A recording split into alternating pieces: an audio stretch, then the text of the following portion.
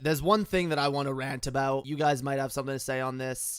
I need to get this rant out. It's been fucking boiling beneath the surface literally all day. 2K breaks the de facto $60 ceiling, asks for $70 for next-gen NBA 2K21 titles. You guys know that I am no fan of the gaming industry. You guys know I already think that gaming prices are too damn high. $60 fucking dollars for most of these games is not even close to worth it. So I don't buy these games. I wait for them to go on sale, maybe. And half the time I see a game I wanted that's on sale and I'm like, you know what? I don't fucking want it that bad. And I end up not even buying it then. I hate that. I already fucking am pissed at the fucking prices. My thing is, they are putting less and less content into these games, adding more and more microtransactions, more DLC. DLC, more of the time, it's just content that they cut from the game so they could charge extra for it. Literally the worst offenders in all of these categories is fucking 2K. These sports games, literally every single year, they put out the exact same game over and over. I don't buy these games. I don't play these games. They suck. They're garbage. I would never lower myself to this, but there are actual people every single year will go out and spend $60 on the new NBA game, the new NHL. They will buy these games every single year. Always the same game. Literally at E3 the other year, biggest selling points was we made the crowds more detailed, guys. All this shit is they add the roster of whatever players are added to the teams every year. And that could easily be accomplished, by the way, with DLC and updates to one game, the 2K NBA game, and every year they just update it. Maybe after 5 or 6 years, you want to make a completely new game? Okay, you don't need full price for the same game every year. And a lot of people were saying, okay, due to inflation, this was bound to happen soon anyway. I understand that, and I still disagree with it because I still do think gaming companies have been getting lazier and lazier and lazier, cutting more and more content from games. They just have less content and more microtransactions, and they fucking cost more, which I hate. These deluxe editions where it's like, oh,